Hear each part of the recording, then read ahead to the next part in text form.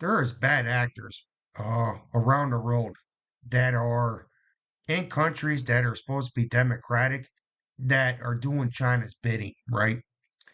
And the Filipino people have caught on to more in the last couple of years than before.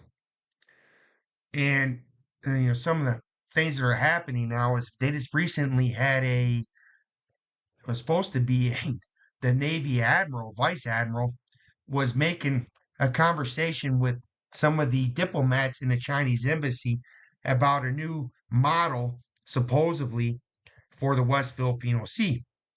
And he didn't have authorization to do this. And some of the conversations that took place was, well, not in the Filipinos' favor, right? And he has since been relieved of duty, but at first he took leave. He should have been arrested by all accounts. That's what a lot of people are saying. So, as this guy mentioned, this Melvin Jones guy, after suddenly went on leave, why suddenly? Did he usurp the authority and agree to deal without the actual go signal from the president? Contrary to what this Chinese mouthpiece claims, that then he realized he effed up, so he banished without a trace. No, he didn't banish without a trace. They knew where he was. But yeah, he was relieved, but he should have been arrested, right? And this whole conversation between the Philippines and Chinese resupply troops, the shoal, the removal of chief's military, he was removed. It's just all really ugly, man, really ugly.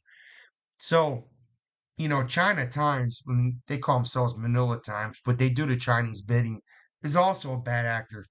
There are quite a few of their people will continue writing for Chinese favor all the time. And Roberto Tiglo, he's one of the bad actors here in the Philippines. You have a few congressmen, and there's not a lot seen to be done. Marcos, and, as my American opinion, is not aggressive enough. And you're talking about a guy who liked the dirt day the first year. I really liked his cleaning up the government thing, but it turned out he had some problems of his own, and a lot of the Chinese problems happening now because of him. But there was problems before him also, right? And I'm not going to get into whole details about everything when it comes to him. We're just going to talk about a lot of bad actors now. But a lot of the comment section too, if you read, and it is the wiretapping thing, was it illegal for the conversation took place? And it's really odd that China would leak the wiretap. That's even more odd. It doesn't make any sense for them to do that, and it's very confusing. I can't see any motive or any reason why they would tell on themselves for that. And so a lot of Filipinos, they wanted the people responsible in the Chinese embassy, the ambassadors, whatever you're calling, they wanted them deported, and it should have been, right? So it seems like this Chinese mouthpiece doesn't understand some things, and a new model is a violation by China themselves, as pointed out by another Military Times opinion article by sending two ships. This is why Carlos Repper had to send more ships, which is, the water cannon incident, and he talks about a lot of great stuff. Even this guy, Zamora, he is disheartened to note that some of the government officials think that Filipinos don't have the capacity to analyze what they're doing and ram up the theories of those of gospel true is very sad. And it's kind of true that Manila Times does seem like they don't think the Filipino people understand. And sometimes it might, it's just a whole sad thing. This transcript has been promoted by the writers of like these people, right? So you have a lot of bad actors in the Philippines. There's no doubt about that. And they just recently found out that Mayor Tarlac, she's not even a Filipino citizen. Now, if you come to the Philippines, I guess, and you get citizenship or stay, there's certain conditions you can run as a foreigner, but she doesn't even have that. And apparently, nobody knows her. She doesn't even speak Filipino, and she says she's been here a lot of times.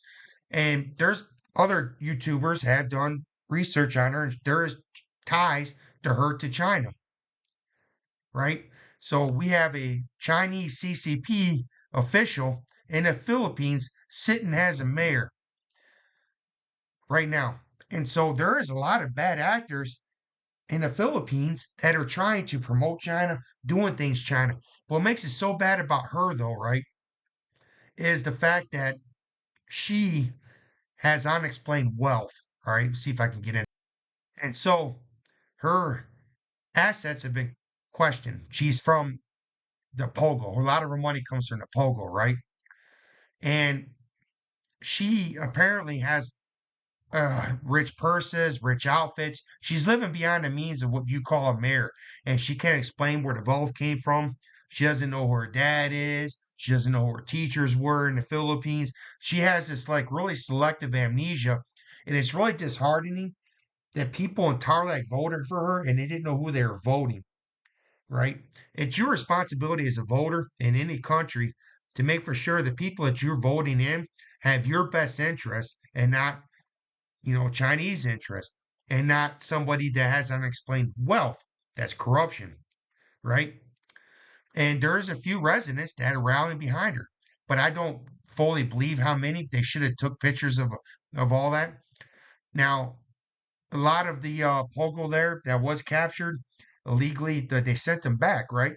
So they sent 165 Chinese nationals back. So now what I noticed since the SIM card registration law in the Philippines, there was a lot of senators, mayors that really promoted this, and I've been getting a lot of uh, casino spam texts, and I always block them. It's a new number. I have to block two or three a week, and it's amazing to me that these casinos have all these SIM cards. The government ain't really keeping up on or watching, and a lot of it seems to come back from her area, right? And so her business ties with foreign criminals, investigates her China link, legal gambling ties, all that ties together. And what I'm thinking is this is the far conspiracy, the absolute worst conspiracy is that the SIM registration, your card, I don't know if it's true, but maybe it should be looked at or talked about at least, is if she got a hold of it, if she was for it, one of the people that are for the laws, whatever the case might be, does China also have that your phone numbers? Because my thing is this: if casinos can get a hold of your phone number and spam text you after the SIM call registration, where you have to like me had to give the ID, whether it's a passport or the Philippine ID, you have to give that now to register your SIM card for your phone number. So if casinos can do that and get a hold of your phone number, how is a foreign country not able to get a hold of that? You understand? And so if these casinos that are pogo ties to her right here, where wealth might be coming from, if they're the ones that are spamming you, then yeah, I truly believe that China has a lot of your phone numbers. It would make sense in a linear progression of things, right? But you as a Filipino, you guys get the final say how mad you want to be about that. Do you want China to have your phone number? Do you want Chinese mayors to have your phone number? Chinese mayors that have ties to Pogo? So a lot of you should be getting a little bit more upset than what you're doing. Way more upset, right? And there's a few YouTubers that have done some good background checks on her. They've done some pictures. They've done some family traits. They traced her back to certain CCP officials. So yeah, I don't know why she's still in power, but you as a Filipino should be a little bit more angry about that. Okay, that SIM registration law was actually meant to protect you as a Filipino citizen. It was meant to protect your phone number from spam. It was meant to protect you for people trying to steal out money out of your accounts. Like your Gcash, for instance. It was all supposed to be protecting you. But now the question is, are you protected? Has the Philippine government gone far enough? Now, I'm not trying to criticize the Philippine government. I'm not trying to do that at all. I'm not trying to criticize you as a citizen. I'm just saying the questions need to be asked.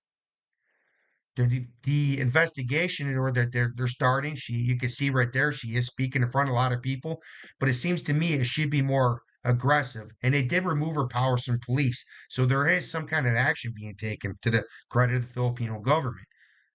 But some of you have been angry. Some of you have gone out and you've actually made a lot of comments about it. And she said I was a love child. So, yeah, there's a lot of discrepancies going on. There's a lot of bad actors, right?